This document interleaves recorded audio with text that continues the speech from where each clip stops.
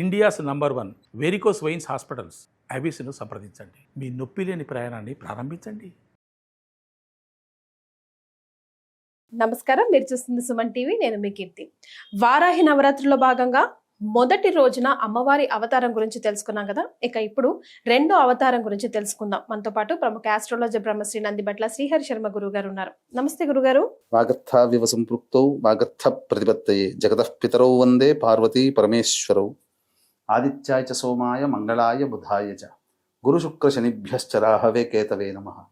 శృంగేరి జగద్గురు పీఠాధిపతులకి కంచి పీఠాధిపతులకి నమస్కారములు తెలియజేసుకుంటూ కార్యక్రమాన్ని ప్రారంభిద్దాం. గురుగారు, మొదటి అవతారం గురించి మనం తెలుసుకున్నాం కదా. ఇక వారాహి అమ్మవారి రెండో అవతారం గురించి, విశిష్టత గురించి తెలుసుకుందామండి. వారాహి నవరాత్రిలో భాగంగా 26వ తారీఖు మొదటి అవతారం ఉన్మత్త వారాహి. రెండవ రోజు 27వ తారీఖు జూన్ బృహత్ వారాహి రూపంలో అమ్మవారిని కొలుచుకోవాలి.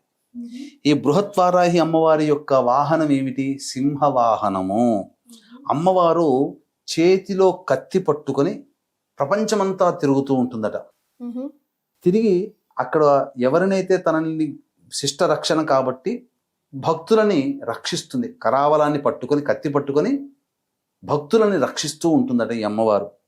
ఇక ఈ అమ్మవారు ఎలా ఉంటుందనంటే 8 మంది దేవతలతో కలిసి ఉంటుందట.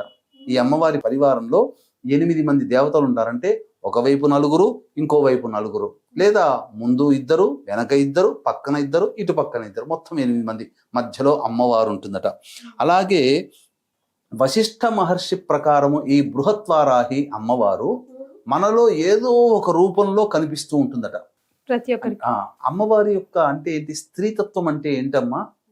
చక్కగా తన అనుకున్నటువంటి వాళ్ళని ప్రేమిస్తుంది. పురుషుడైనా ప్రేమిస్తాడో లేదో తెలియదు కానీ ఖచ్చితంగా స్త్రీమూర్తి తన అని ఒక మనిషిని అనుకున్నా, వ్యక్తిని అనుకున్నా, జంతువుని అనుకున్నా, మీరు చూడండి ఎక్కువగా జంతు ప్రేమికులు ఆడవాళ్లే ఉంటారు. లాలితత్వం, అమ్మతనం.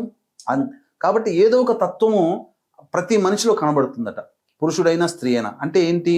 ఇప్పుడు తన కూతురి పట్ల ప్రేమను చూపించే తండ్రి కావచ్చు, లేదా ఎవరైనా కానీ, పురుషుని స్త్రీ అయినా కానీ తన కూతురు పట్ల, కుమారుడి పట్ల చూపించే ప్రేమ కావచ్చు, భార్య లేదా భర్త పట్ల చూపించే ప్రేమ కావచ్చు, స్నేహితుల పట్ల చూపించే అభిమానము కావచ్చు, ఇలా ఏదైనా కానీ ప్రేమ తత్వాన్ని ప్రకటితం చేసేది అమ్మవారి ఈ బృహత్వారాహి. మన దేహంలో ఏదో ఒక రూపంలో ఎంతటి కర్కశుడికైనా కానీ ప్రేమ ఉంటుంది కదా.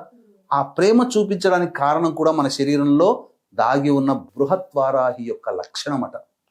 ఇక గమనించుకున్నట్లయితే ప్రధానంగా ఈ అమ్మవారు విశ్వాన్ని కాపాడగలిగేటువంటి అసమానమైనటువంటి శక్తుల్ని కలిగి ఉంటుందట ఈ అమ్మవారు, ఈ బృహత్వారాహి అమ్మవారు.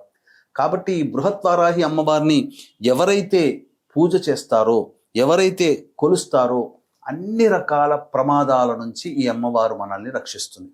ప్రమాదం అంటే ఇప్పుడు మనం చూస్తున్నాం, ఉన్నటువంటి సమాజంలో వాయు ప్రమాదాలు బాగా జరుగుతున్నాయి, అగ్ని ప్రమాదాలు జరుగుతున్నాయి, వాహన ప్రమాదాలు జరుగుతున్నాయి. ఇలా అనేక రకాలైనటువంటి ప్రమాదాలు మానవుల్ని ఇబ్బంది పెడుతున్నాయి. కాబట్టి ఈ వారాహి అమ్మవారిలో రెండవ రోజు అయినటువంటి రోజున బృహత్వారాహి రూపంలో వారాహి అమ్మవారిని గనక కొలిచినట్లయితే అప్పుడు ఆ అమ్మవారు మనకు కలిగేటువంటి, మనకు తెలియకుండా ఉండేటువంటి ప్రమాదాల బారి నుంచి మనం రక్షింపబడతాం. అలాగే ఎలాంటి భావంతో మనం చూసుకోవాలంటే అమ్మవారిని పూజ చేసేటప్పుడు మనస్సులో ఆ రూపం, ఇప్పుడు చెప్పబడినటువంటి రూపం, ఈ అమ్మవారు సింహవాహనంలో ఉంటుంది, చేతిలో కత్తి పట్టుకుంటుంది.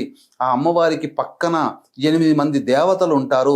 ఆ అమ్మవారు నాకు వచ్చేటువంటి జీవితంలో వచ్చేటువంటి అనేక ప్రమాదాల నుంచి నన్ను రక్షిస్తుంది అనే భావన పెట్టుకొని గనక ఈ రెండవ రోజు గనక చేసిన పూజ చేసినట్లయితే బృహత్వారాహి అమ్మవారి సంపూర్ణ అనుగ్రహాన్ని పొందిన వాళ్ళు అవుతారు.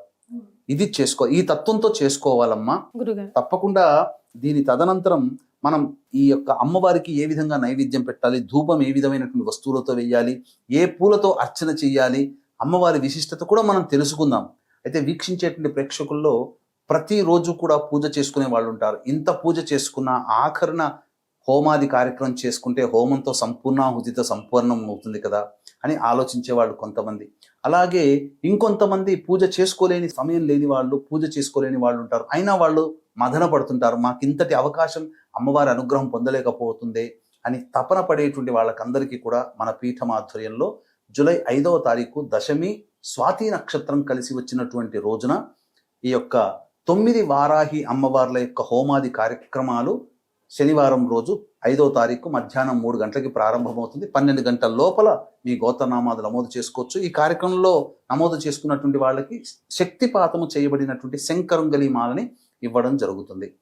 ఇక ఇలాంటి అమ్మవారిని గనక పూజ చేసినట్లయితే సమస్తమైనట్టు మనకు తెలిసి తెలియక జరిగేటువంటి ప్రమాదాలు, వాహన ప్రమాదాలు అన్నిటి నుంచి కూడా మనల్ని ఆ అమ్మవారి దగ్గరుండి వెన్నంటి ఉండి రక్షిస్తుందని చెప్పవచ్చు. గురుగారు, మరి రెండో అవతారం రోజు అమ్మవారికి ఎలాంటి నైవేద్యాన్ని సమర్పించాలంటారు? 2వ అవతారమైనటువంటి ఈ బృహత్వారాహి అమ్మవారికి కట్టె పొంగలి, పులిహోర నైవేద్యంగా పెడితే సరిపోతుందమ్మా. ఇంకొక విశేషం కూడా ఉందమ్మా. ప్రత్యేకమైన విశేషం ఏంటంటే ఈ వారాహి నవరాత్రులు ప్రారంభమయ్యేది ఆరుద్ర నక్షత్రం. 10వ తేదీ అనగా శుక్రవారం నాడు అమ్మవారి ఉద్వాసన చెయ్యకూడదు కాబట్టి శనివారం నాడు దశమి తిథి రోజున ఉద్వాసన చెయ్యాలి.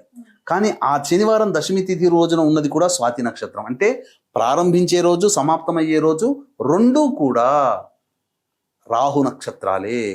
ఈ వారాహి అమ్మవారి రూపం కూడా రాహుస్వరూపం. ఎందుకంటే సగం వరకు దేహమే మానవ రూపం, మిగతాదంతా మరి ఒక రూపం. రాహు కూడా మొండె రూపం వరకే రాహు, తలకాయ రాహుది కాదు.